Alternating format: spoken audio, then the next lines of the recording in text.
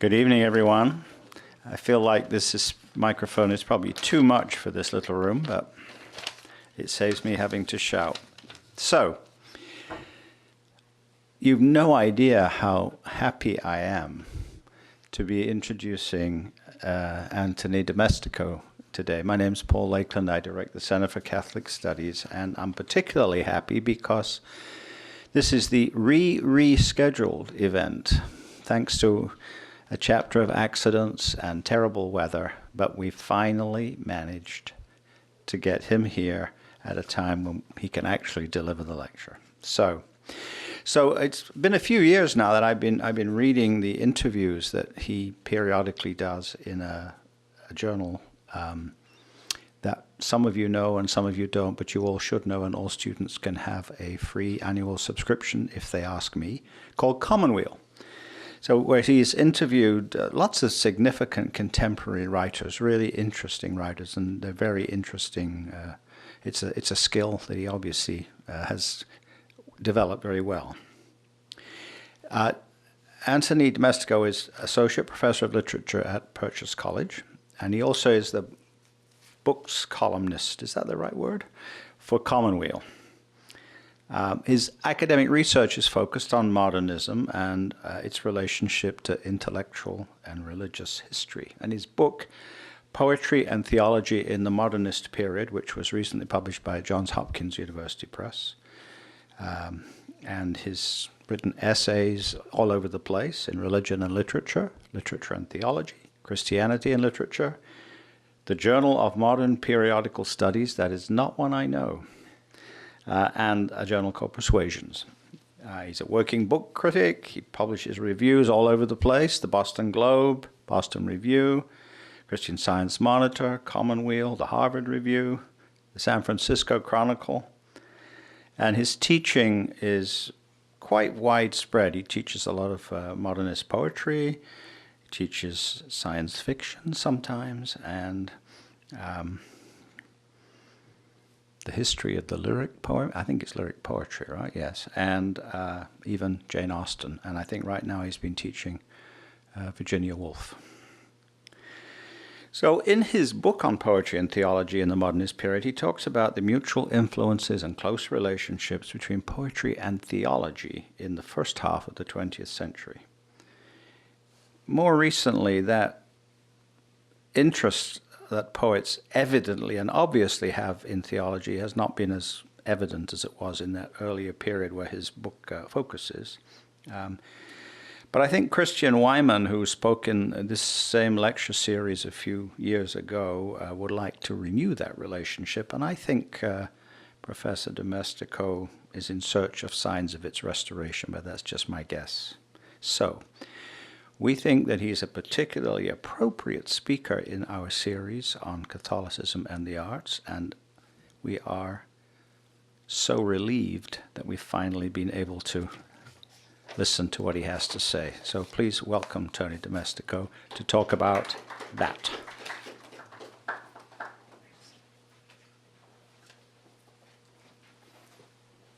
Hi, everyone. Thanks again for coming out today. So my lecture today is entitled Art, Sacrament, and Poetry. And I take this title from David Jones's wonderful 1953 essay, Art and Sacrament. For those of you who don't know, Jones was an Anglo-Welsh poet, painter, engraver, and essayist. For his dizzyingly elusive and wonderfully musical verse, Jones is regarded as one of the great figures of modernist poetry. Imagine T.S. Eliot's tradition-soaked fragments wedded to Gerard Manley Hopkins's sprung rhythms, and you'll have a sense for Jones's incredibly delightful and incredibly difficult poetry. In addition to being a great modernist poet, though, Jones was a great modernist critic. And in his essay, Art and Sacrament, he was able to diagnose what the modernists were up to and why it mattered. For Jones, all modernist art, the paintings of Picasso, the novels of Virginia Woolf, the poetry of Ezra Pound, is essentially sacramental in nature. By this, he means something very particular. And to get at what he means, Jones looks to the key aesthetic problem for modernism, the problem of representation. No matter what artist we're talking about, Jones suggests, and no matter what artistic form we're considering, to be in the presence of modernism is to have traditional modes of representation questioned, even subverted. Mimesis, in which an artwork imitates something outside of itself, is undone in favor of something altogether different. For the modernist, the question isn't, is the world out there, the tree, the stone, the shoe, transcribed accurately into the work of art? As Jones puts it, quote, "A good painter must say, this is not a representation of a mountain, it is mountain under the form of paint." In other words, the work of art doesn't refer to its subject, it represents it, as Jones spells it, makes it present and actual again, though the through the artwork's formal relations. Then, in the most original move of his argument, Jones links this modernist understanding of representation to the Catholic idea of transubstantiation. Just as for Picasso, a painting doesn't refer to a tree, but is the tree under the form of painting, so for the Catholic, the Eucharist doesn't refer to Christ, but is Christ under the form of bread and wine. In both, substance and form, the symbol and its meaning are one. In a 1967 letter, Jones elaborates on this link, asserting that his religious conversion, quote, "had quite a lot to do with my seeing the sacraments of the Church as fitting in perfectly with all human poiesis. Nothing could be more post-impressionist," and by that he roughly means modernist, than what the Church predicated of the Mass, where sign and thing signified are said to be one. It's a brilliant and suggestive argument about how sacramental theology can help us to understand aesthetics, about how a Catholic way of thinking about representation might inform artists who aren't themselves believing Catholics. That's the background for my lecture's title then, but I'm actually going to be moving away from Jones's time period and largely away from his ideas to ask a different question. Where can we find sacramental poetry today? What does it mean to call a poet or her poems sacramental now, at a very different moment from Jones's own? Every year or so, sometimes in the pages of Commonweal, we're gravely informed by some critic or another about the death of Catholic literature, how there aren't any Catholic writers anymore, or how the ones we have aren't as good as they once were, or how the community they formed isn't as coherent as it once was. I'm reminded of the nostalgic line from Beowulf, "Their great days were gone." This doom and gloom view, though, is, I think, patently untrue. On the fiction side, there's Alice McDermott and Ron Hansen. On the nonfiction side, there's Richard Rodriguez and Mary Carr. On the poetic side, there's Lawrence Joseph and Fanny Howe. And of course, we could all add our own personal list of favorites. Today, though, I'm less interested in making an argument for the existence and importance of Catholic poetry today. I'll simply assume this existence and importance, than I am in exploring what a distinctively Catholic poetics looks and sounds and reads like today. What constitutes a Catholic poetics at the deepest level? We might say at the level of the substance rather than at the level of the accidents. To begin answering this question, I'll look at two of America's greatest living poets, Lawrence Joseph and Fanny Howe. They're both openly, if complicatedly, Catholic, and this faith frequently makes itself felt in the images their poems circle around: churches and saints, angels and prophets, communion wafers, and sacred art. Moreover, they resemble one another in their deep sense for what connects the artist and the believer: the imperative to meet the world with justice and love. Both Joseph and Howe look to the injustices of contemporary history, war, terrorism, the traumas of poverty and racism, and both answer such injustices with a vision of love. For both poets, the perception of love amidst suffering is an aesthetic, political, and theological act, involving seeing through our unjust social systems into the particular lives underneath those systems. And how does this Catholic vision make itself felt at the level of form? Both Joseph and Howe are, in essential ways, spare poets. Joseph, like Wallace Stevens, often uses unrhymed couplets to strip down to the plain sense of things, away from figuration and filigree and towards the concreteness of the image. Howe also chisels formal ornamentation away, exhibiting what critic Peter O'Leary describes as a, quote, flatness of affect, refusing metaphorical or lyrical flourishes. Through this formal sparseness, this laying bare of the essential, both poets allow us to see the world more truly. Yet the poetry of Joseph and Howe differs in essential ways, too. Joseph moves away from elaborate figuration and towards the precise and imagistic in order to reorient us towards the sensuous particularities of the world, the colors and textures and sounds of material existence. For him, the poet is a maker, and what he makes ultimately points us back towards the concrete world.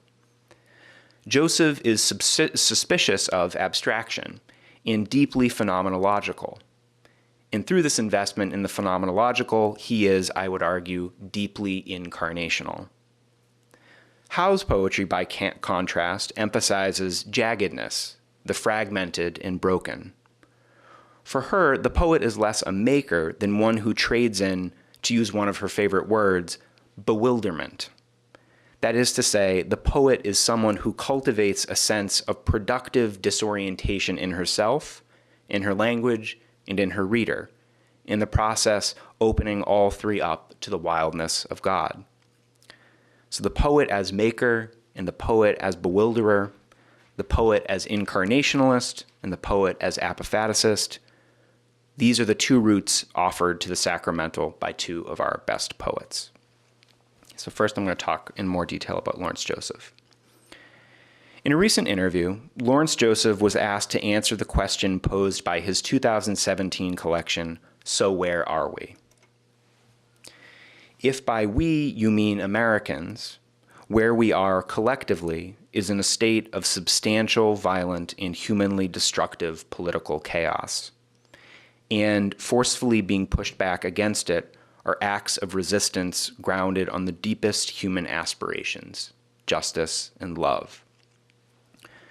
Joseph's claim, explicitly, that justice and love are the deepest human aspirations, implicitly that these two things lie at the heart of the poet's task, animates much of his recent poetry.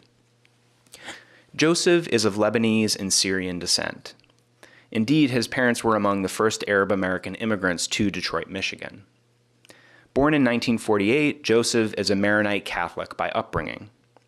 By training, he's a lawyer. Since 2003, he's served as the Tinley Professor of Law at St. John's University School of Law. And perhaps influenced by this background and this training, Joseph is one of the most prophetic voices in contemporary American poetry. His work calling out our world's violence and meeting it with a countervailing vision of love.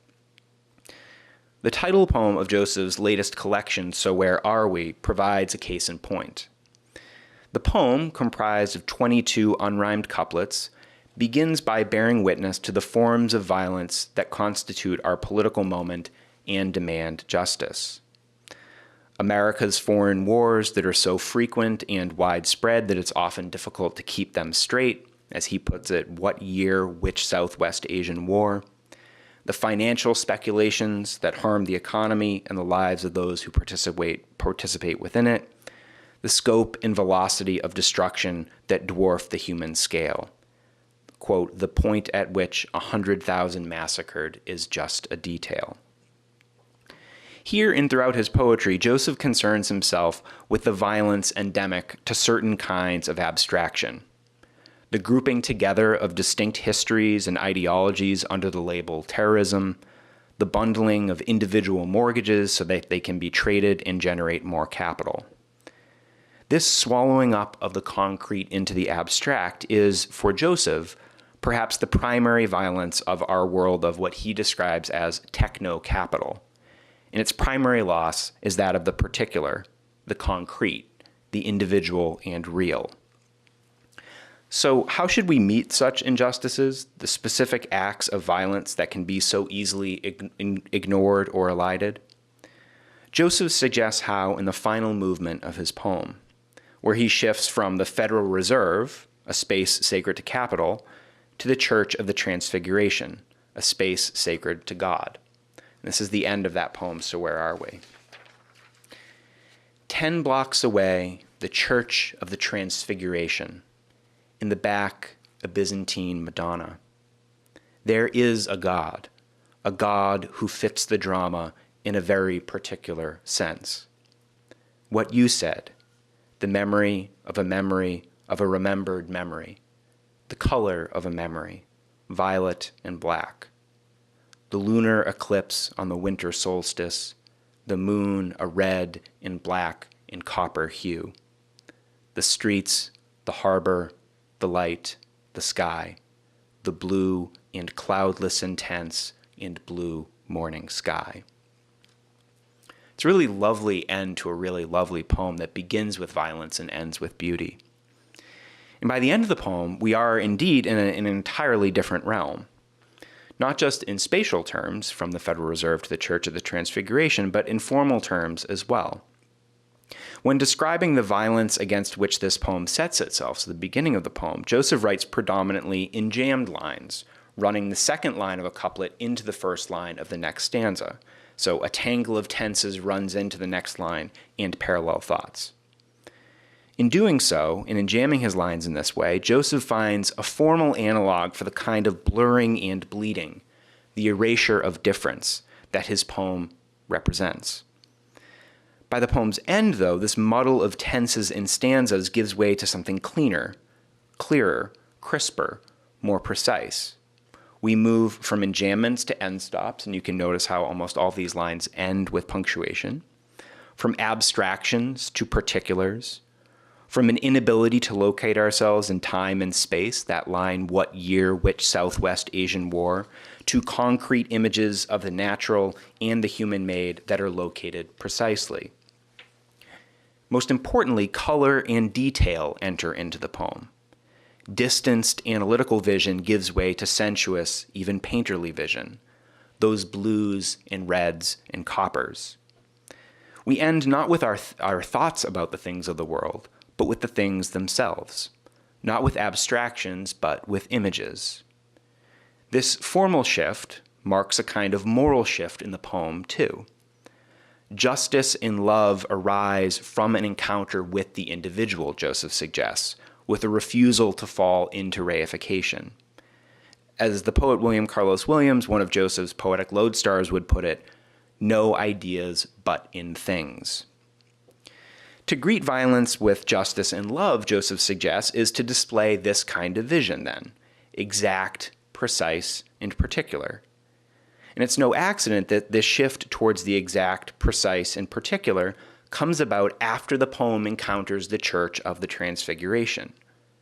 We might say that the poem is itself transfigured after this encounter. It shines forth with the repeated Marian blues of that last line, with the hues of city and sky. Joseph writes that the God of the Transfiguration, Christ, is, quote, a God who fits the drama in a very particular sense.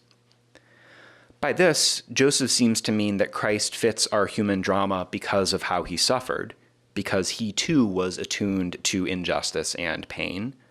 But Christ also fits our drama in a very particular sense because of his incarnation into the world of the senses, the embodied material universe.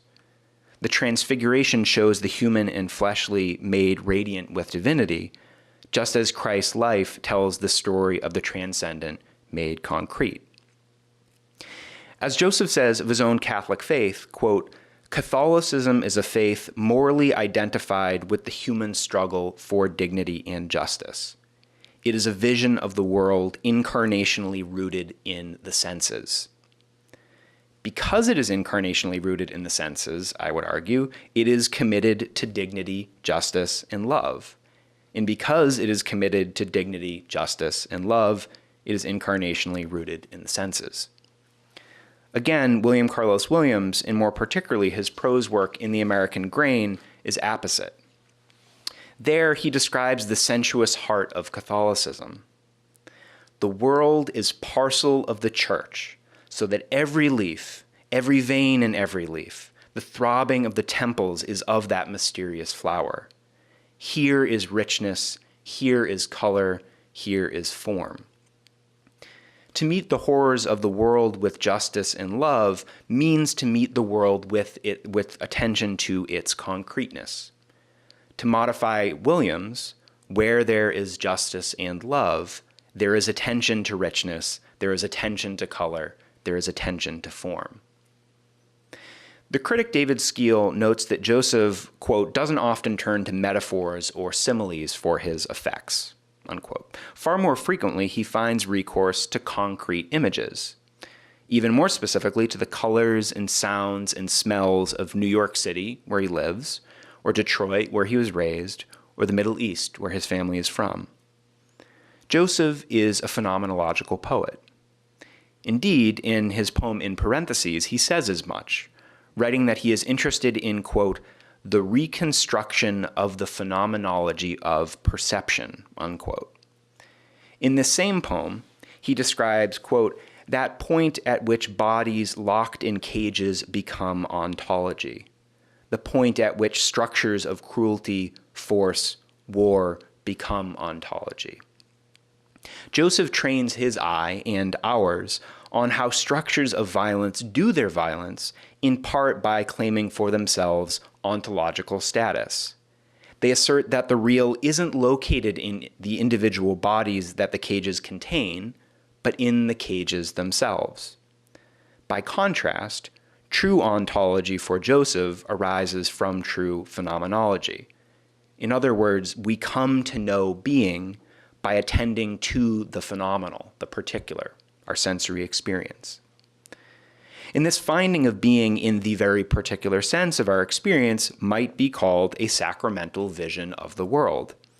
And it's a sacramental vision that makes itself felt in Joseph's largely non-figurative, imagistic poets.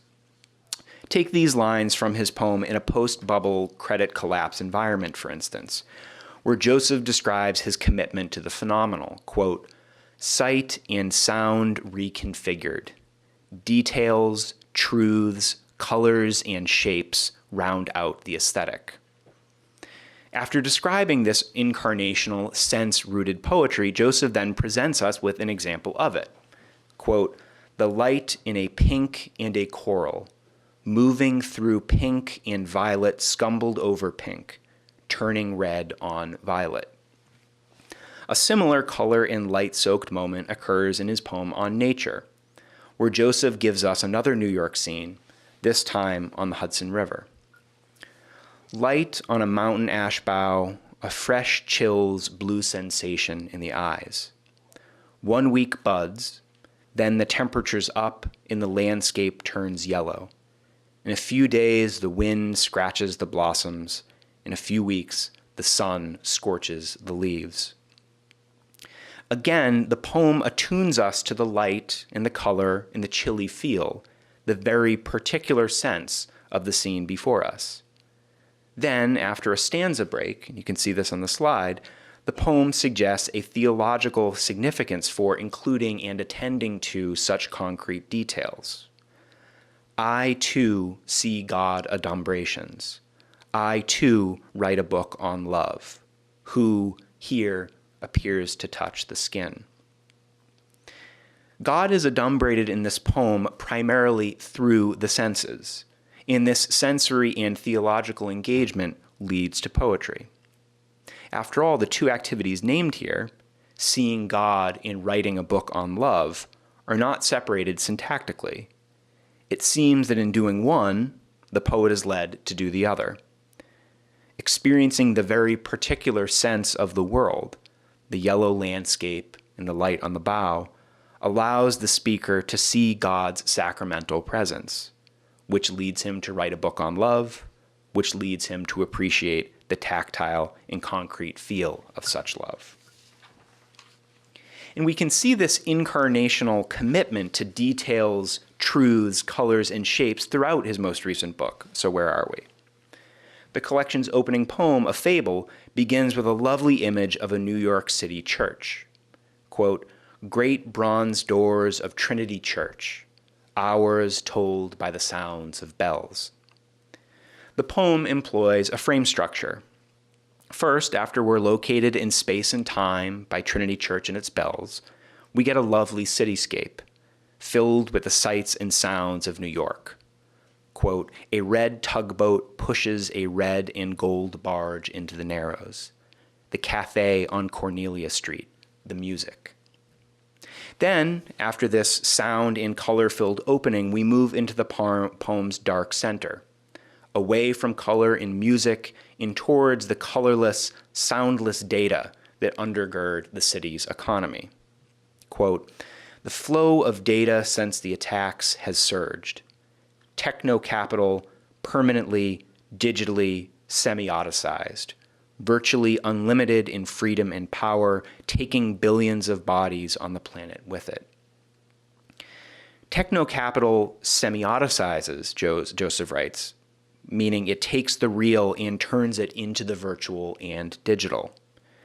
This removal from the concrete, which for Joseph is the realm of justice and love, enables the violence at the poem's demonic core. Quote, "Ever-deepening, ravenous cruelty, viciousness, annihilation, defended and worshipped." The argument is that this viciousness and cruelty is enabled by not attending to the particulars of the world. Yet then, in the 10th of the poem's 17 unrhymed couplets, we move back towards the concrete. But is there a more beautiful city? Parts of it anyway. Another path to the harbor, the border between sea and land fluctuating, a line, a curve. Peck Slip to Water Street to Front Street to Pine to Coenties Slip to Pearl to Stone Street to Exchange Place, the light in majestic degrees. When we reach the light in majestic degrees, the frame appears complete. We've moved from the concrete bronze doors of the church into the semioticized underworld of data and techno-capital, back out into the concrete beautiful light, divine presence incarnated. Yet then, in the poem's final move, Joseph undoes the lovely picture he has just painted. This is a fable, a final nail driven in. The recording angel completes the exactest chronicle. Blake, with blazing eyes, loves issues of eternal time. Gauguin puts a final green on the canvas of the self-portrait with yellow Christ to complicate the idea. Joseph reminds us that what we have just read is itself a fable. That is to say, it's a rendering, an artistic representation. And he concludes by presenting us with 3 images of other recorders, other artists. The recording angel, a heavenly presence who looks at and records earthly, concrete existence with exacting precision. William Blake, who looks at earthly, concrete existence with heavenly, visionary perception. And Paul Gauguin, who uses a final green to complete and complicate his self-portrait. In the painting referred to here, Gauguin situates himself between 2 of his own artworks represented in the background. On the left, a cropped image of an earlier painting, the Yellow Christ. On the right, an image of an earlier self-portrait in ceramic. In the center, Gauguin turns away from these images of suffering, the suffering of Christ, in the suffering of the artist's face scorched onto ceramic, and looks directly and challengingly at the viewer. Why end with Gauguin, and why end with this specific painting? Primarily, the poem suggests, because of that final green that Gauguin has placed on Christ's chest. Joseph says it complicates the idea. Complicates, I think, by making this a Christ of suffering, certainly, but also a Christ of color. To use Joseph's language, it's a Christ incarnated in the senses, one who, through his vibrant colors, that green and yellow, quote, fits the drama in a very particular sense. Like Joseph, Gauguin looks at suffering and finds meaning, maybe even a kind of redemption in color and form. Now, the novelist, essayist, and poet Fanny Howe is in many ways a different kind of writer from Joseph, and in certain ways she's a different kind of believer too. Like Joseph, Howe is Catholic. Unlike Joseph, she's a convert. Critics comment upon Howe's faith more frequently than they do upon Joseph's. In part, I think, because it's more biographically surprising. Howe was born in 1940 to an old New England family of skeptics, and in part because Howe's faith is more explicitly, or at least more obviously, a part of her work. For example, for the book, the first poem in Howe's most recent collection, Second Childhood, opens with an image of the Eucharist. Quote, "Yellow goblins and a God I can swallow." Indeed, almost every poem in that book talks about monks or mendicants, prophets or churches, mystical visions or statues of the Madonna. The opening of her book of prose poetry, called The Wedding Dress, describes Howe's journey towards the Catholic faith at length. This conversion was brought about in part through intimate association.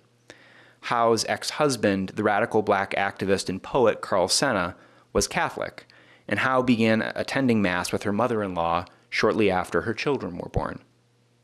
Crucially, Howe also came to Catholicism because of the Church's commitment to love and justice for the poor and marginalized. Living in Boston in the 1970s, Howe saw the Church as a voice for the non-white, the indigent, the overlooked. This is the clearest point of contact between Joseph's faith and her own. Joseph has described finding his own intellectual and spiritual home in the writings of Dorothy Day, Thomas Merton, in the social encyclicals. And Howe has described finding her home in Simone Weil, the Boff brothers, and Gustavo Gutierrez. For Howe, as for Joseph, Catholicism is beautiful, is true, insofar as it reorients us towards justice and love. And a Catholic poetics will make this reorientation clear. And for Howe, as for Joseph, this reorientation involves a seeing of the particular injuries hidden beneath systems of violence. In Catholic, a long poem-essay hybrid from The Wedding Dress, Howe remembers advice from her father, who was a law professor at Harvard. Quote, "An ethics of intentionality must never become abstract. Don't ever argue principles, my father told me. Stay with the facts." This same piece ends with an articulation of where and why Howe takes the Eucharist. "This is why I keep moving and only stop for the Eucharist in a church where there are sick, vomiting, maimed, screaming, destroyed, violent, useless, happy, pious, fraudulent, hypocritical, lying, thieving, hating, drunk, rich, poverty-stricken people." For Howe, the Church finds holiness in the broken individuals it administers to through the sacraments. Each member of this poverty-stricken community has his or her wound, and it's this woundedness and the resulting need of the Eucharist that unites. But how this vision makes itself felt in the poetry is very different for Joseph and Howe. We might begin by considering their different conceptions of the poet. In interviews and essays and poems, Joseph continually focuses on the poet as crafter or maker. In Back to That, for instance, he describes, quote, "the poem measuring out its own circle." In an earlier poem, he writes, "By written, I mean made. By made, I mean felt." There's a deep constructedness to Joseph's poetry, a clear sense that making and feeling, formal decision and affective expressivity are not antithetical, but dialectical. Howe's poetry, by contrast, tends to emphasize not its madeness, not its clear measuring out of its own circle, its precision, its form. Rather, it exhibits a resistance to madeness, a tendency to fragment and deform. For Howe, the key word for the poet is bewilderment. Now, bewilderment means many things for Howe. It's something stronger than confusion, and more painful than wonder. It is, quote, an enchantment that follows a complete collapse of reference and reconcilability.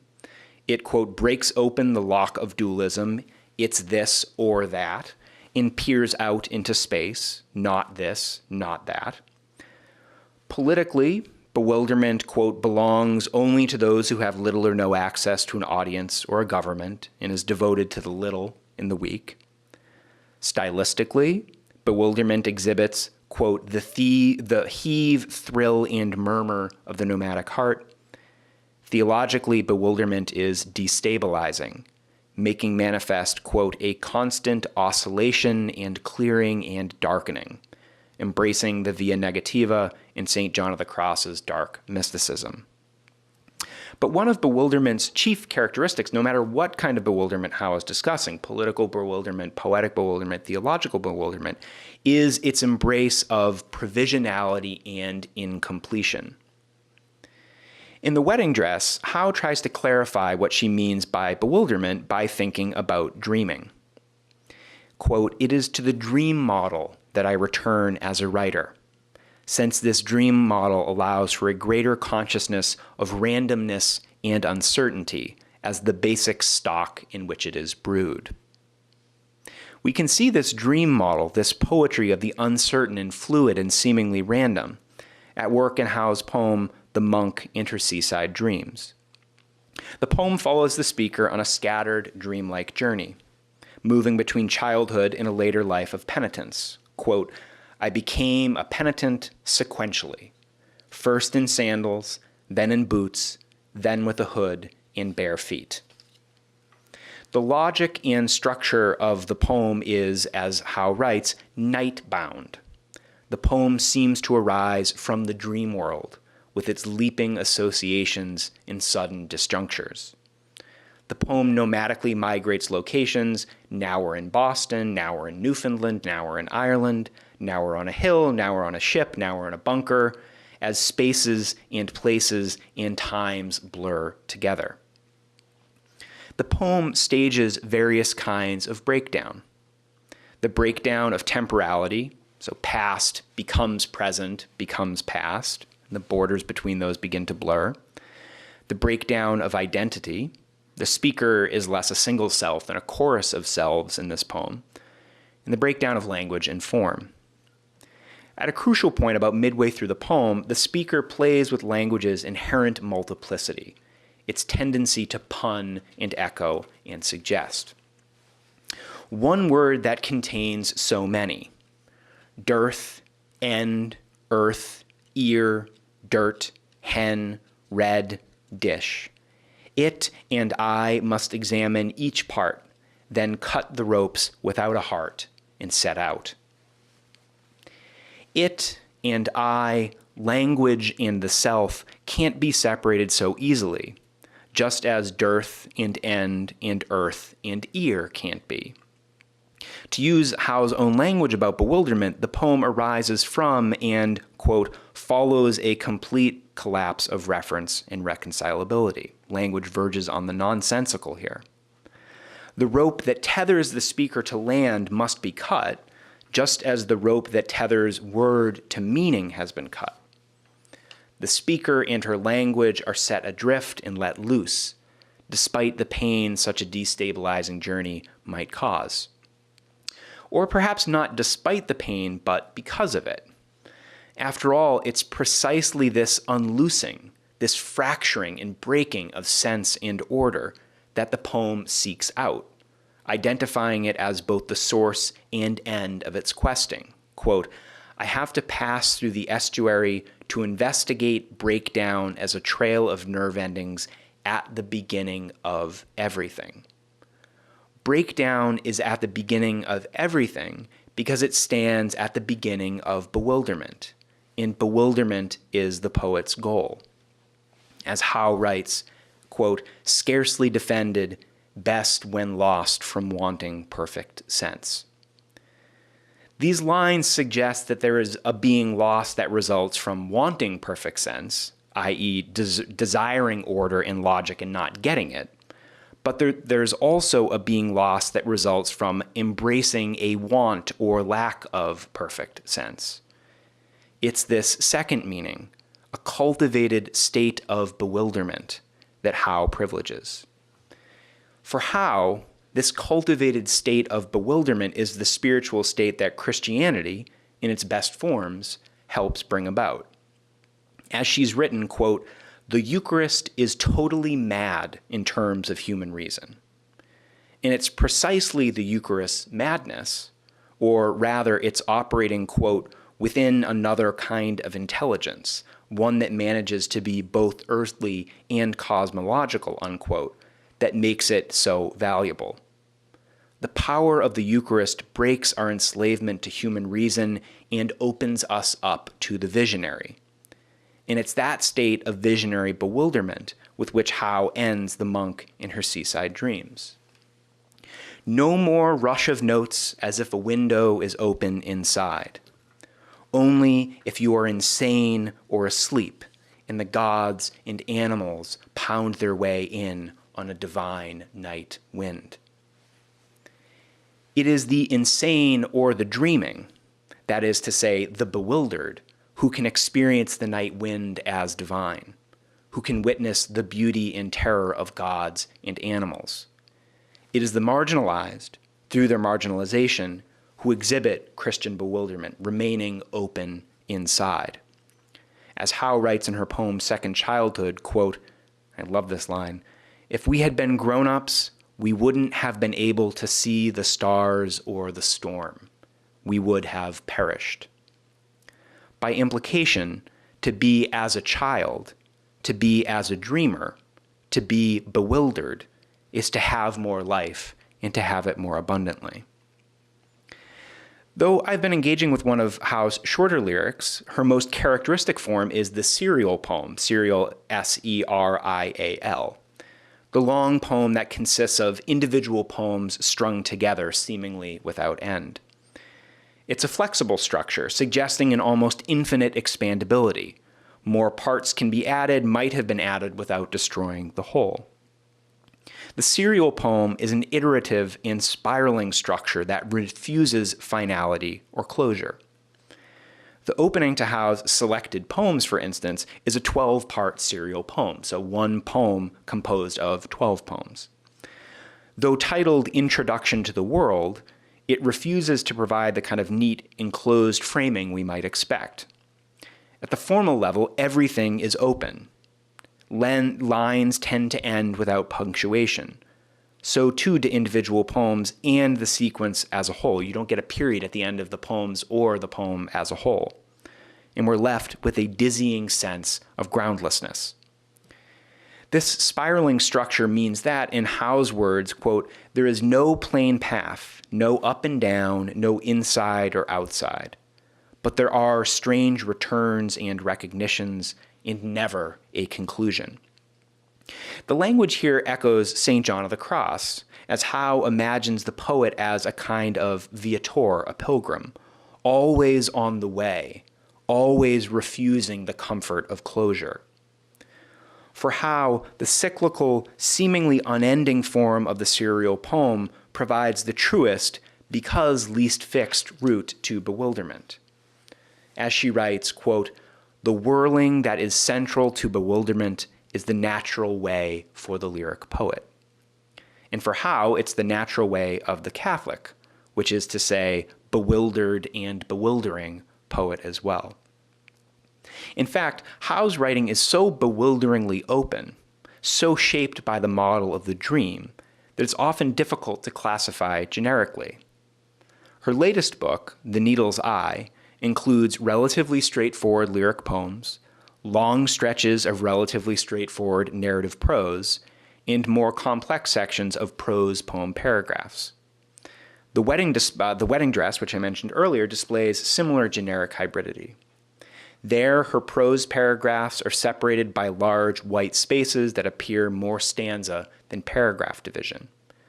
A long section entitled Catholic, which I quoted from earlier, begins as a poem before shifting to prose and then sliding back to poetry again. And this formal dance makes Howe's writing all but impossible to pigeonhole in generic terms. Even Howe's straight lyrics aren't really that straight, often lacking the formal features we associate with poetry: rhyme, meter, clear line breaks. Her poems don't, in other words, seem particularly formed.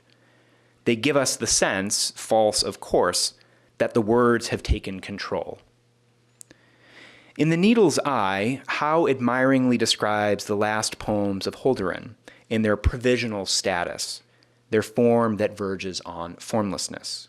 Quote, "He was unsystematic with his drafts, using random pens and inks and placing versions of the same poem next to each other. He seemed to value fragments and incomplete notes and didn't date them."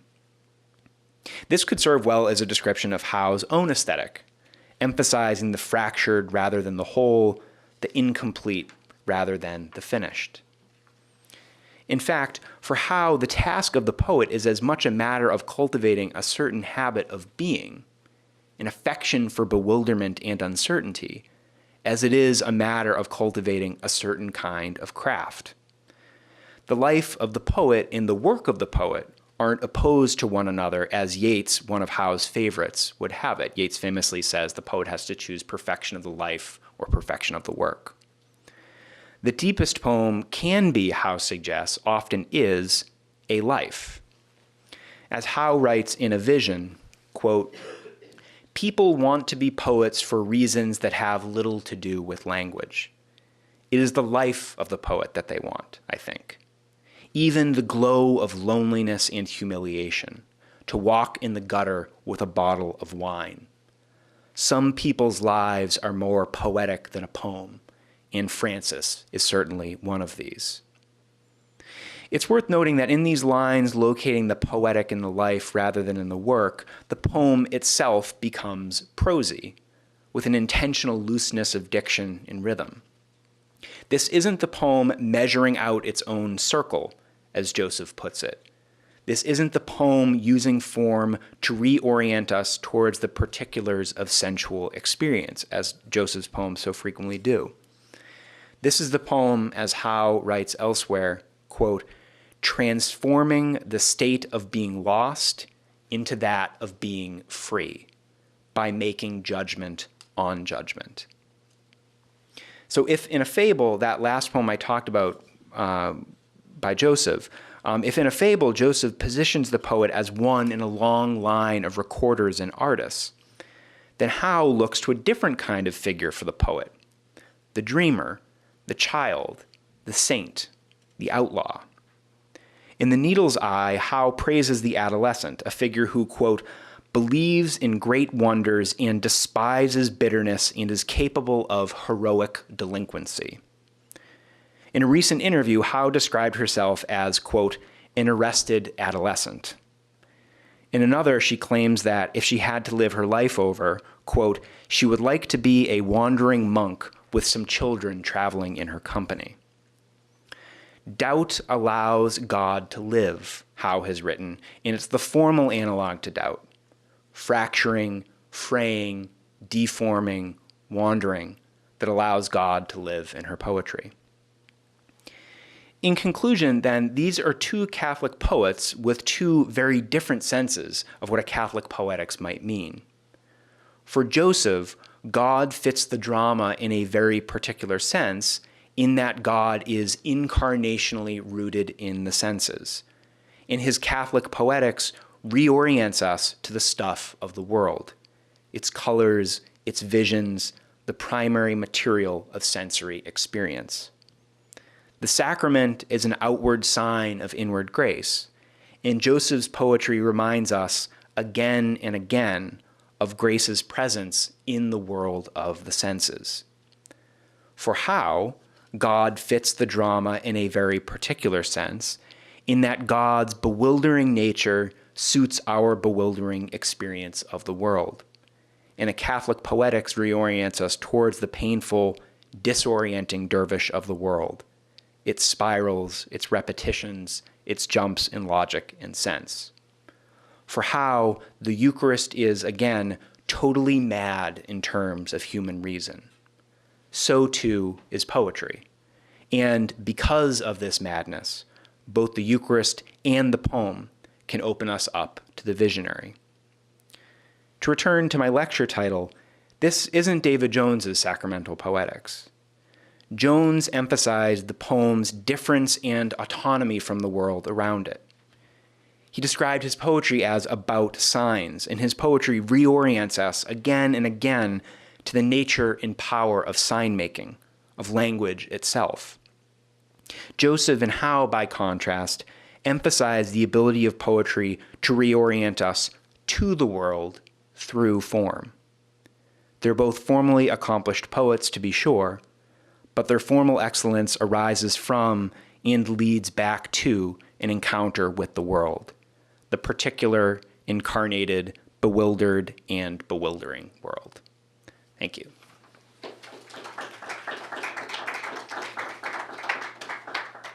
Thank you, Tony. We have time for a couple of questions or comments. If anyone would like to try that. It's my job to start it off. So I only know these poets from what you've told us. So, and I think you said that Joseph was a cradle Catholic and Howe was a convert. Mm-hmm. And you know, it's a sort of generalization, but it seems to me often enough that the convert is the one who sort of hews more closely to the tradition, and the cradle Catholic is the one who's sort of freer with the tradition. Is it the other way around here? It's absolutely the other way around here, yeah.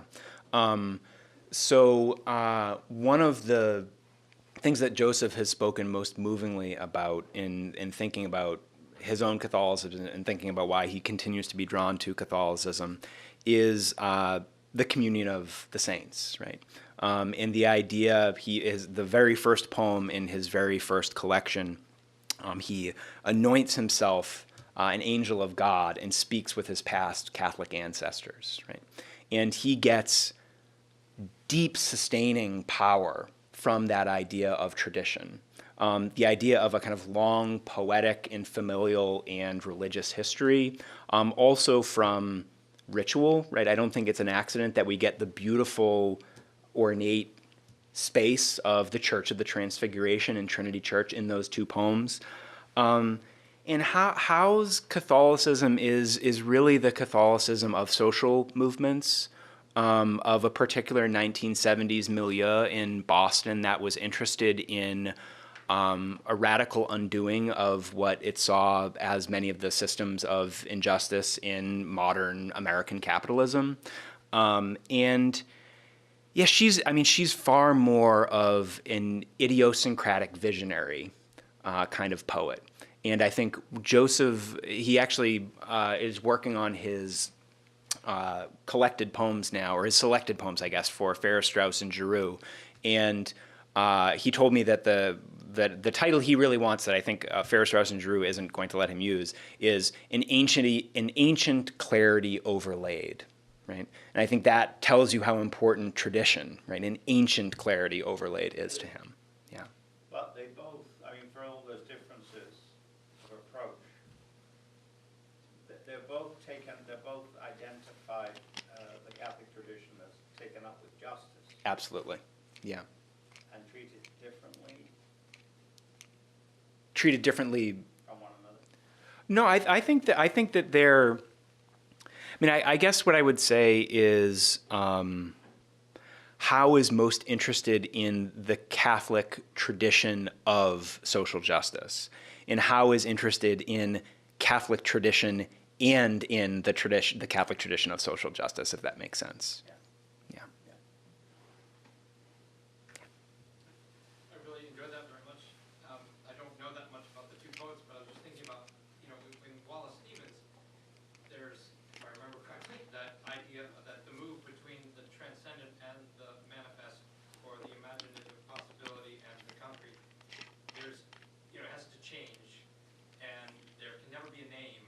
Or that sort of, right, Phoebus is dead, but she was a name for something that could never be named. Yeah. And how does that then translate to some of these where, I mean, I think I see more in how that kind of restlessness, unwilling to ever pinpoint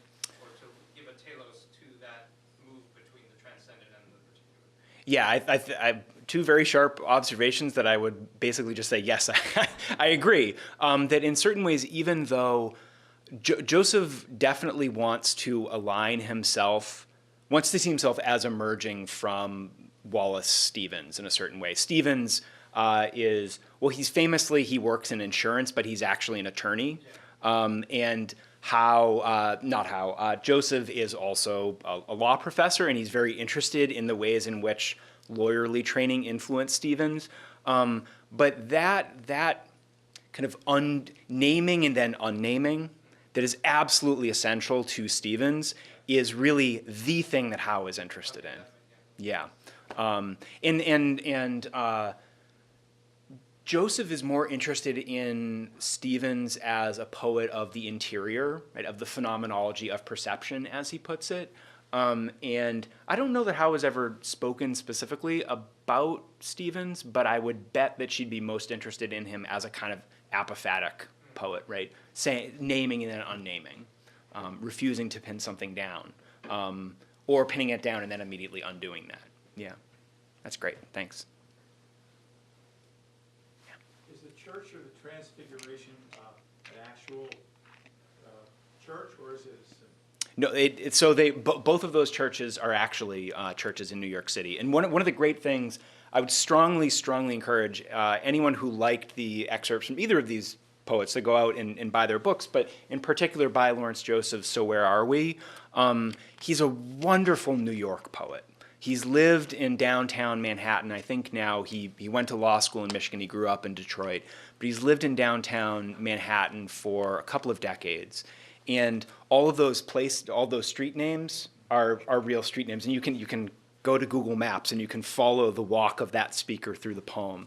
And there's one of the critics I mentioned, David Skrill, reviewed So Where Are We in the Wall Street Journal. And I think it was David Skrill who described place names as being a kind of litany in Joseph.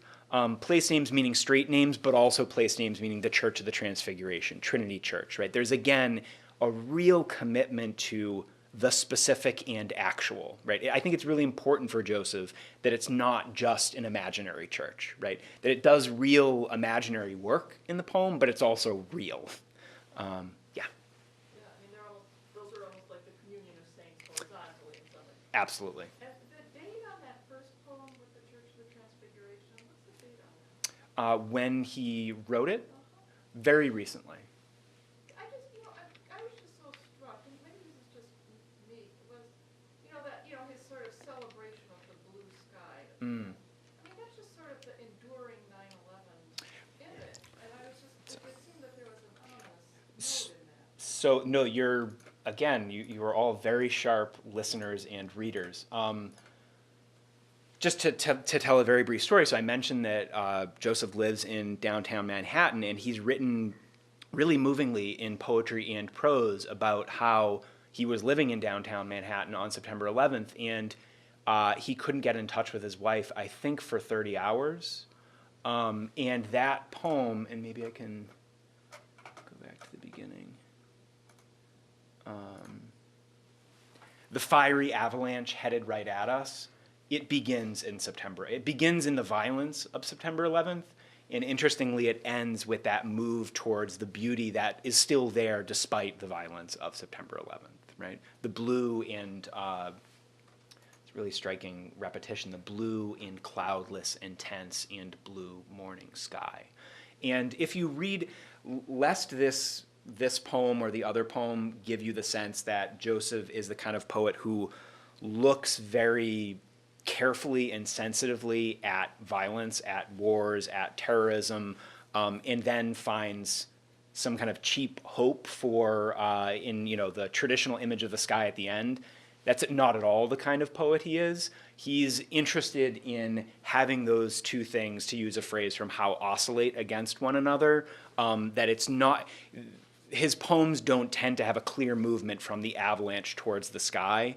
And in fact, he's talked about how he really writes poems, and this is partly why I can't tell you the exact date for this poem, but he writes collections as collections, right? So he thinks about this poem, which ends on a very hopeful note, right? Ends with that beautiful lyrical transcendent sky.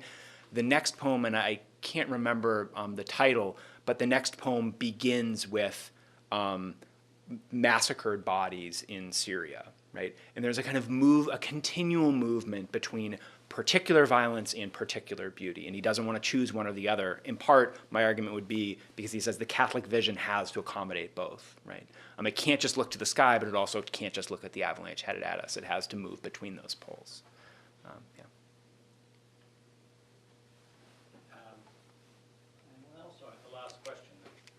So I'm thinking about how these two poets and the world that they're writing about and the way that Catholicism works in their writing, how it compares with what you describe in your book as the earlier part of the 20th century. And from two perspectives anyway. One, that the theology that's at work there is not this justice-filled theology that we've got here. Yeah. And also, the other part of that question would be, the figures you were talking about back then, Jones and Eliot and so on, were major presences. Mm-hmm. These two, or others like them, does the fact that their sensibility is so Catholic make them less influential, or do they not care? Yeah. So to the first question, or the first observation, I think you're absolutely right that the kind of theology that, say, Eliot and Jones and Auden were interested in is very different from the kind of theology that I suspect certainly that Joseph and Howe talk about, and I suspect they'd read on their own personal time, in part because the theology that Eliot and Auden and Jones were interested in was really responding to, was really trying to bring the transcendent back into one's worldview, right? And if anything, I think that, again, from Joseph, you can see what he's most interested in is not some ultimately absolutely unknowable God, but incarnated God, right? God in the material and sensory. And in Howe's case, not, again, interested in some ultimately mysterious, unknowable God, but in the God that sits with the poor, right, that ministers to the poor. So, yeah, again, I think that your first observation is a good one. And then the second question, I also think that I don't know that there really are figures like Eliot right now in the poetry world. Famously, Eliot in the 40s gave lectures that were attended by tens of thousands of people in the Midwest on criticism. Thank you all for coming out, but no poet, no critic is ever going to attract tens of thousands of people ever again, I suspect. And so I think that part of the fact that I suspect many, if not all of you, have not heard of Lawrence Joseph and Fanny Howe before is just a fact that there aren't many figures like Eliot or like Auden or like Pound now. But I will say, I think that Howe in particular, she's really a poet's poet in that if you were to talk with poetry MFA students, they do love Howe and would cite her influence. And so there's an interesting way in which, despite the fact that it is a kind of idiosyncratic, and again, I think quite important for both Joseph and Howe, public faith commitment, right? They're both not shy about the fact that they're Catholic. There's an interesting way in which I think whether or not those MFA students, I don't think many of those MFA students would follow Howe's Catholic commitments. They are following, in many instances, her poetics, and her poetics are absolutely tied up with her Catholic commitments. Yeah. I just want to reassure you that the size of the audience is not just a problem for critics, because back when Eliot was doing that, Yeah. Hans Küng was wandering around this country, filling Madison Square Gardens, talking about the Second Vatican Council. Mm-hmm. We don't have that experience. Anthony, thank you so much for doing this. Thank you all for being here. And go online and see what's coming next. There's a plethora of things this month. Well, we're very happy to have had this. Thank you all for being here. Thanks a lot. Thank you.